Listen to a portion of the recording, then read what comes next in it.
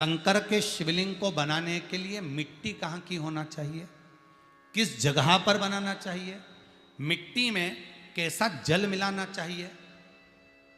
जब शिवलिंग का निर्माण करें, शंकर के शिवलिंग को जब बनाएं तो सबसे पहले कैसे बनाएं, उस तक का विधान शिव महापुराण में और लिंग पुराण में कहा गया। महाराज कहा क्यारे की मिट्टी हो, क्यारा मतलब समझिएगा जिस मिट्टी पर कोई गंदगी ना करी गई हो, ऐसी जगह का कोई भाग मिट्टी का लाया जाए जहां कोई गंदगी ना करे। शिव महापुराण की कथा कहती है। देखो, पिछले वर्ष के लॉकडाउन से लेकर अभी तक की जो कथाएं आप लोग सुने हैं, उसमें शिवलिंग मट्टी का किस तरह से बनाया जाए और कैसी मट्टी हो और उसमें पानी कैसा मिलाया जाए, कैसा शिवलिंग तैयार करा जाए, उसका विधान वर्णन नहीं कर पाए, परंतु आज कथा निकली है तो उसको सुन लो। क्यारे की मिट्टी, क्यारे की मिट्टी मतलब जिस मिट्टी पर कोई गंदगी ना करी गई हो, ऐसी जगह की मिट्टी को लेकर जाए। और मिट्टी को लाने के बाद थोड़ा पानी का सींचन कर दें, अर्थात घर में लाएं तो उससे पहले मिट्टी को पवित्र करें। अपने घर में गंगा जल रखा हो, यमुना जल रखा हो, सरयू जी का जल रखा हो, उससे मिट्टी का सींचन कर दें। मान लो अगर ये जल नहीं भी है तो जल के अंदर थोड़ा सा इत्र डालकर मिट्टी का सींचन कर। अगर इत्र भी नहीं है तो जल के अंदर थोड़ा सा दूध डालकर मिट्टी का सींचन कर। दूध भी नहीं है तो एक बेलपत्री जल के अंदर डालकर उस पानी का सींचन कर। बेलपत्र भी नहीं है, पीपल का पत्ता डालकर उसका सींचन कर दें। पर मिट्टी पर घर में लाते से ही, ये नहीं कि मिट्टी आज लाए और तुमको शिवलिंग कल बनाना है, तो मिट्टी अगर एक दिन पहले लाए हो, 2 दिन पहले लाए हो, 4 दिन पहले लाए हो, तो उसी दिन जल का सींचन होना चाहिए। ये नहीं कि जिस दिन बनाएंगे उस दिन सींचन होगा। मिट्टी पर पानी का छींटा, सींचन भले ज़्यादा मत डालो, पर छींटा तो उस दिन लगा देना चाहिए जिस दिन घर में मिट्टी लेकर आए हो, जिस दिन लेकर। फिर भले तुम शिवलिंग 15 दिन बाद बनाओ, 8 दिन बाद बनाओ, 10 दिन बाद बनाओ, 3 दिन बाद बनाओ, पर उस समय पर मिट्टी का सींचन उस समय हो जाना चाहिए।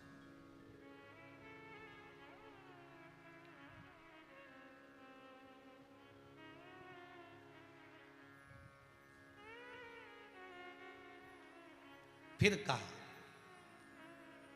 जिस दिन शिवलिंग का निर्माण करो उस दिन प्रातः में अगर आप शिवलिंग बना रहे हैं तो ब्रह्म मुहूर्त में मिट्टी को गला दो। किस पानी से गलाना है उसका भी प्रमाण, उसका भी शास्त्र वर्णन करा। किस जल से गलाया जाए, शिव महापुराण की कथा कहती है अगर आपको आज शिवलिंग का निर्माण करना है, शाम को आप शिवलिंग का निर्माण कर रहे हो, तो अपने पानी का जो मटका होता है, हंडा होता है, रसोई घर में जहां पानी भर कर रखते हो, उसके नजदीक में एक कलश जिसमें अलग से ताजा जल भरा जाए और उस पर प्लेट ढकी हो और उस पर एक चावल का दाना रखा हो, उस जल को लेकर आओ। थोड़ी देर रखा रहे, आधा घंटा, 2 घंटा, 3 घंटा, 15 मिनट, 20 मिनट, पर वो पानी वहां रखा होना चाहिए। रसोई घर में अन्नपूर्णा का निवास होता है, परिंदे के पास पितरों का निवास होता है। अन्नपूर्णा, पित्र सब रसोई घर के भीतर विराजमान होते हैं।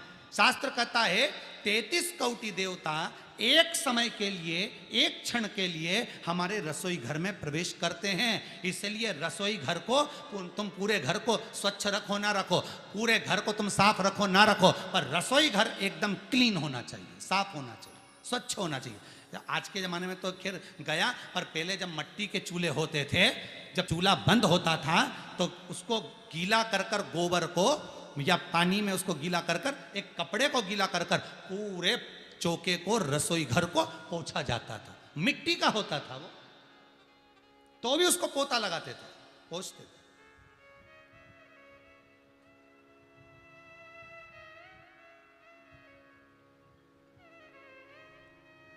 तो पहला क्रम है पार्थिव शिवलिंग का निर्माण। सावन के महीने में अगर आप शिवलिंग बनाते हैं, सोमवार को शिवलिंग बनाते हैं, तो नियम ध्यान रखिएगा महाराज, लिंग पुराण से है ये, इसका नियम ध्यान रखिए। क्या करना है, मिट्टी को लाना है, जल का छींटा देना, छींटा जरूर देना, घर में लेकर आए और जल का छींटा होना जरूरी है। 2 दिन तक 3 दिन तक मिट्टी रखी हुई है, और उसके बाद अगर आपने पानी का छींटा नहीं दिया है और आपने डायरेक्ट मिट्टी को गला दिया और उसके बाद बनाया, तो उसका कोई प्रमाण नहीं। जल का छींटा अवश्य। फिर उसको रख दें, 15 दिन बाद बनाओ, 4 दिन बाद बनाओ, 3 दिन बाद बनाओ, 2 दिन बाद बनाओ। शिवलिंग जब बनाओ तब उस मिट्टी को, जो कलश आपने रसोई घर में रखा है चावल का दाना रखकर प्लेट के ऊपर, अर्थात उस कलश का जल उस मिट्टी में थोड़ा सा डालिए। क्यों डाला जाता है उसका भी भाव वर्णन किया है। अब भविष्य पुराण, स्कंद पुराण और अग्नि पुराण, इन तीनों से ले लिया गया। वर्णन किया गया, जब उस कलश का जल हम डालते हैं तो उस कलश में पितरों का भाव आ जाता है, अन्नपूर्णा का भाव आ जाता है, घर में लक्ष्मी का भाव आ जाता है, संपदा का भाव आ जाता है। पूरे 24 घंटे के अंदर एक क्षण के लिए रसोई घर में 33 कोटि देवता आते हैं, तो वो देवता का सारा भाव उस कलश के अंदर आ जाता है। और वो जल जब हम उस मिट्टी में मिलाते हैं तो गंगा, यमुना, सरयू, सरस्वती, ये 33 कोटि देवता में, तो इन सब का आनंद उस जल में आ जाता है। और वो जल जब हम मिट्टी में मिलाते हैं तो मिट्टी पवित्र हो जाती है, स्वयं कैलाश अधिपति को स्वीकार करने के लायक हो जाती है, निर्मित करने के लायक हो जाती है।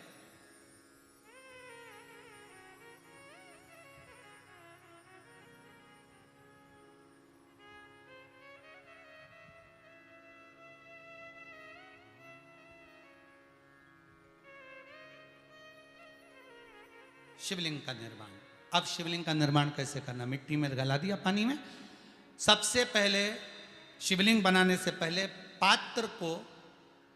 पात्र जो होता है उसके नीचे एक बेलपत्र रखी जाती है। क्या रखना है? एक बेलपत्र। शंकर को झेलने के लिए कोई साधारण नहीं है पात्र जिस पे झेला जाए। स्वयं गंगा शिव की जटा में, और आप शंकर के शिवलिंग का निर्माण कर रहे हो, कोई साधारण नहीं हो सकता। स्वयं आप विदेश्वर संहिता के अंतर्गत पढ़े कि ब्रह्मा और विष्णु, ब्रह्मा ऊपर जा रहे हैं, भगवान विष्णु नीचे जा रहे हैं, तो पता नहीं कर पा रहे कि यहां चरण कहां पर और शीश कहां पर है, उसको जान ही नहीं पा रहे।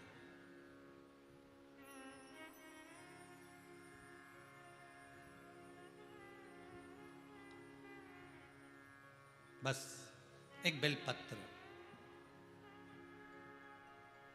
साधारण भाव में बेलपत्र भी सीधा भाग, और इस बेलपत्र की जो डंडी है वो उत्तर दिशा में रखना है थाली के अंतर्गत। जब आप शिवलिंग का निर्माण करें उत्तर, इसके ऊपर जो गलाई हुई मिट्टी है वो डाल दीजिए, और डालने के बाद सबसे पहले शिवलिंग का स्वरूप बनाना है।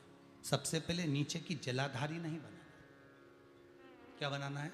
शिवलिंग का स्वरूप बनाना। बनाने के बाद उसी शिवलिंग के पास में और मिट्टी डाल लीजिए, फिर जलाधारी का निर्माण करिए, फिर जलाधारी।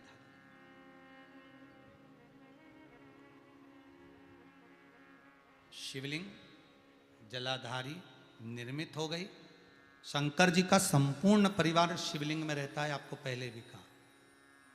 भगवान भूत अधिपति भूतेश्वर, भगवान शिव का संपूर्ण परिवार शिवलिंग में, पहले भी कथा में कहा, आज फिर आपको वर्णन कर देते हैं। जैसे ये जलाधारी है गोल, ये चरण है, ये शिवलिंग है। ये जो गोल भाग है जहां पर भगवान शंकर का शिवलिंग रखा है, ये पार्वती जी का हस्त कमल है। जहां से पानी नीचे गिर रहा है, इसके राइट भाग में श्री गणेश जी का स्थान, लेफ्ट भाग में श्री कार्तिकेय जी का स्थान। बीच में जो एक मोटी सी लाइन होती है जलाधारी में है, वो पार्वती जी के सुंदर पुत्री अशोक सुंदरी का स्थान। शंकर जी के ऊपर जो तिकोनी रखी रहती है, उसके ऊपर से जो जल बूंद बूंद नीचे गिरता है, ये जो पानी बूंद बूंद नीचे गिरता है, या आप कलश से जल चढ़ाते हो या आप श्रृंगी से जल चढ़ाते हो, तो ये जो पानी गिर रहा है, ये शंकर भगवान की 5 पुत्रियां, जया, विषहरा, शामरी बारी, दोतली और देव, ये शंकर जी की 5 बेटी, 5 पुत्री। कार्तिकेय भी है, गणेश भी हैं, अशोक सुंदरी भी है, शंकर जी की 5 बेटियां भी हैं, शंकर भी है और पार्वती भी। अर्थात शिव जी के परिवार में आपको गणेश जी की पूजन अलग करने जाने की जरूरत नहीं पड़ेगी, शंकर के परिवार में पार्वती जी की पूजन अलग करने जाने की जरूरत नहीं पड़ेगी, कार्तिकेय की पूजन अलग जाकर करने की जरूरत नहीं है। शंकर का परिवार शंकर के शिवलिंग के साथ में उस जलाधारी में संपूर्ण परिवार शंकर का विराजमान है, संपूर्ण परिवार, कुछ भी नहीं, संपूर्ण और पूरा परिवार है महाराज। फिर वही बात आई, ध्यान दीजिएगा, जिस व्यक्ति को नींद ना आवे, रात्रि को सोते समय टेबलेट खाने की जरूरत नहीं, शंकर भगवान की 5 पुत्रियों का नाम लीजिए। जया, हाथ में जल लो, पलंग पर बैठो, जल हाथ में लिया, जया आचमन कर लो, विषहरा आचमन कर लो, श्यामली बारी आचमन कर लो, दौतली आचमन कर लो और देव आचमन कर लो। ये शंकर की जो 5 पुत्रियां हैं, ये ऐसी पुत्रियां हैं जो निंद्रा देवी को लेकर आती हैं और हमें विश्राम का आनंद सुख प्रदान करती हैं, हमारे नयनों पर विराजमान रहती।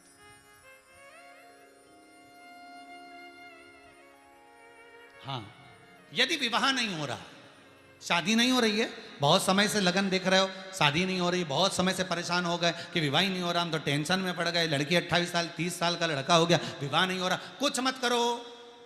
अष्टमी तिथि आए तो अशोक सुंदरी वाली जो जगह है वहां पर हल्दी की 7 बिंदियां लगा दो, लड़का लड़की का हाथ उस बिंदी पर रखवा दो, उसका नाम गोत्र बोलो, उसी हल्दी में उसके हाथ पीले करवा दो और पीपल के पेड़ पर उस हाथ के 5 छापे पड़वा दो, 3 महीने में विवाह पक्का हो जाता है महाराज। उसका इतना, अशोक सुंदरी के उस हल्दी का इतना प्रमाण,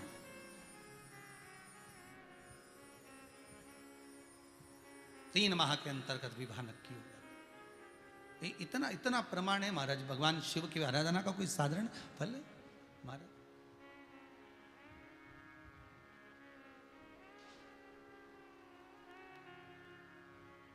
निर्मित करा शिवलिंग। एक बार सब जितने भी टीवी पर बैठे हैं, सम्मुख में कथा सुन रहे हैं,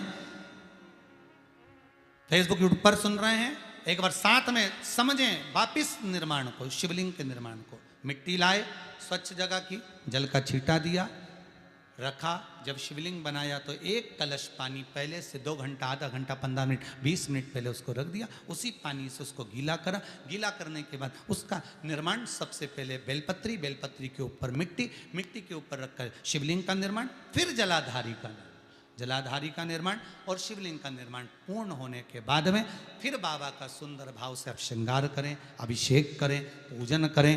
और एक बात याद रखना, पार्थिव शिवलिंग का अगर निर्माण करा है तो आपको वो पार्थिव शिवलिंग को रात्रि होने से पहले विसर्जन होना जरूरी है। हाँ, अगर कोई शिवरात्रि का दिन है तो फिर आप पूरी रात रख सकते हो, हरतालिका तीज का दिन है पूरी रात रख सकते हो, बड़ी तीज है, छोटी तीज है, आप शिवलिंग बनाए हो तो आप पूरी रात रख सकते हो, विशेष कोई उत्सव है, श्रावण का महीना है, पूरी रात रख सकते हो। पर बाकी के समय अगर आप शिवलिंग का निर्माण करें तो उसको सूर्यास्त होने के पहले आप उसको नदी में, जल में, जलाशय में विसर्जन करें।